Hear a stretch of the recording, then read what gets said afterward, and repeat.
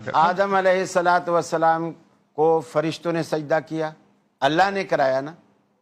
اب یہ شرک تھا؟ نہیں، آپ بتائیں گے اس کا جواب، ہم تو آپ سے پوچھنا چاہتے ہیں۔ میں کہہ رہا ہوں اس وقت یہ شرک نہیں تھا۔ اس وقت شرک ہمیشہ شرک ہوتا ہے، اس غلط فہمی کو قاری صاحب دور کر لیجئے، شرک ہمیشہ شرک ہوتا ہے۔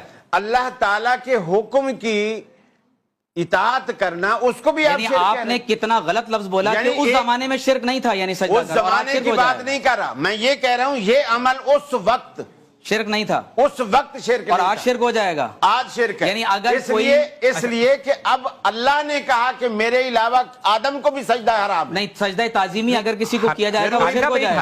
اب آپ نے گنجائش نکالی نا؟ نہیں، گنجائش نہیں حضرت، یعنی ایک طرف تو آپ یوسف علیہ السلام کو سجدہ ہوا سخت ہو گئے، موحد بن رہے ہیں کہ اللہ تعالیٰ نے جو اس وقت فرشتوں سے کہا کہ سجدہ کرو، تو میں نے کہا اس وقت فرشتوں کا یہ عمل شرک نہیں تھا کیونکہ وہ اللہ کی اطاعت میں تھا۔ اب اگر کوئی کرے گا تو وہ اللہ کی نافرمانی میں ہے۔ سجدہ کرنا شرک ہے یا نہیں ہے؟ جب اللہ کہے تو شرک نہیں ہے۔ یہ کیا بات ہوئی؟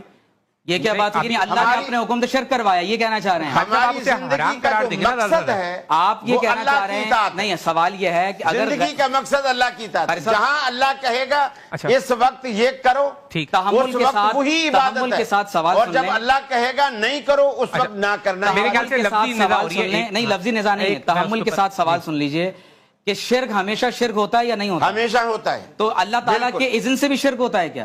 اللہ تعالیٰ جب کسی اصل میں دین کیا ہے؟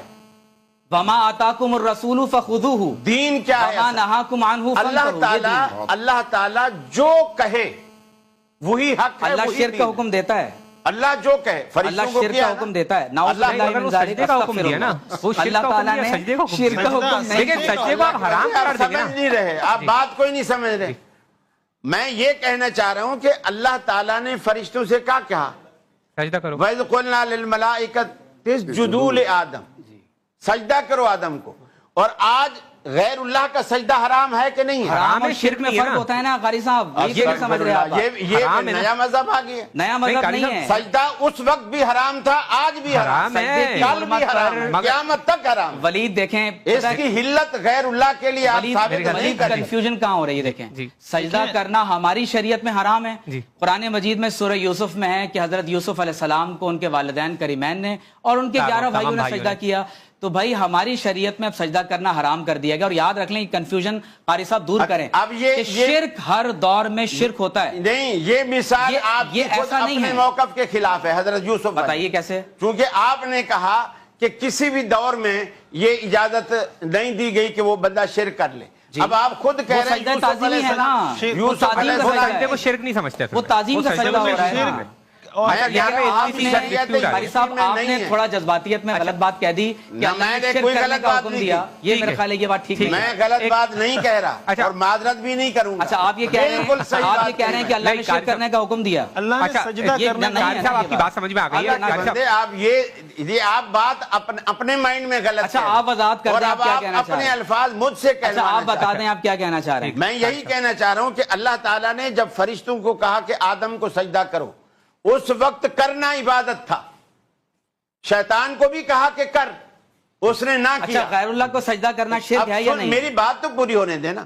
شیطان کو بھی وہی کہا جو فرشتوں سے کہا، شیطان نے نہیں کیا، وہ نافرمانی میں آیا۔ حالانکہ شیطان نے آگے جملے ایسے کہے، یہ میں تو آگ سے بنایا گیا ہوں، یہ تو مٹی والا ہے، مٹی والا کے آگے آگ والا جھک کے، یعنی اس نے اپنی تنقید سمجھی۔ فرشتوں نے کوئی بحث نہیں کی، جیسے اللہ نے کہا فوراً جھک گئے۔ یعنی اسلام کہتے اسے ہیں، ادھر حکم خدائی ہو، ادھر گردن جھکائی۔ شیطان مشرک نہیں ہے، قاری صاحب شیطان مشرک نہیں ہوا، اس نے نافرمانی کی ہے، اس نے تکبر کیا، اس کو کہیں یہ بولا کہ مشرک ہے وہ، خدا کے ساتھ کسی اور کو ٹھہراتا ہے کیا؟ شیطان مشرک نہیں تو پھر دنیا میں کوئی بھی مشرک نہیں۔ اس کو مشرک کہاں ٹھہرایا گیا؟ آپ اس کو نافرمانی ٹھہرایا گیا، اس کو متکبر کہا گیا ہے، مگر اس کو مشرک کہاں ٹھہرایا گیا؟ دیکھیں قاری صاحب کو کنفیوژن کہاں ہو رہی ہے، جب اللہ تبارک و تعالی سجدہ کرنے کا حکم دے رہا ہے، آپ کعبے کی ڈائریکشن میں سجدہ کرتے ہیں، کعبہ کو سجدہ نہیں کر رہے ہوتے۔ اللہ تبارک و تعالی کو سجدہ کرنا یہی عبودیت کا تقاضا ہے، غیر اللہ کو سجدہ عبادت کے لیے ہوگا تو شرک ہوگا, تعظیم کے لیے ہے تو شرک نہیں ہے. نعوذ باللہ من ذالک. قاری صاحب تعظیم کے لیے ہے تو شرک نہیں. آپ رک جائیے قاری صاحب, یہ کیسے پاسبل ہے کہ اللہ تعالیٰ شرک کرنے کا حکم یوسف علیہ السلام کو دے, یعقوب علیہ السلام کو دے, تمام فرشتوں سے شرک کروائے؟ میرا خیال ہے کہ ہمیں تھوڑی سی جو ہے وہ اس بارے میں عقل کرنی چاہیے. تعظیم و توقیر وتعزروہ وتوقروہ, صحابہ نے ہمیشہ کیا کہا ہے؟ اللہ و رسولہ عالم. حرام دونوں طرح کے سجدے ہیں, میرے خیال سے اس میں کسی کا اختلاف بھی نہیں ہے. سجدہ تعظیمی بھی حرام ہے اس امت میں, اور عبادت کا سجدہ تو ہے ہی حرام, وہ تو ہے ہی شرک. فرق اس چیز کا ہے کہ ایک کو شرک کہا جاتا ہے, ایک کبیرہ گناہ ہے. حرام دونوں ہیں, مطلب جواز کی کسی کی کوئی صورت کسی کے نزدیک نہیں. بس ایک سجدہ انسان کو اسلام سے خارج کر دیتا ہے, اور شریعت میں ماضی میں شراب حلال تھی, بعد میں حرام ہو گئی.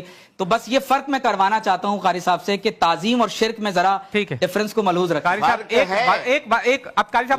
سجدہ تعظیمی بھی حرام ہے, سجدہ عبادت حرام ہے, لیکن جو سجدہ آدم علیہ السلام کو ہوا وہ حلال تھا. پوچھو میں ان سے, یہ جب ہم آتے ہیں تو استقبال کرتے ہیں, شروع میں یہ تھوڑا سا ایسے ہو جاتا, میں نے کہا نہیں, یہ اللہ کے آگے کسی کے آگے سر نہیں جھکایا. کہا میں نے بالکل, یہ ہماری اہل حدیث کی رگ رگ میں یہ بات بیٹھی ہوئی ہے کہ سر کو اللہ کے سوا کہیں نہیں. والدین کے سامنے والدین کے سامنے اگر کوئی جھک جائے تو شرک نہیں ہو جائے گا قاری صاحب.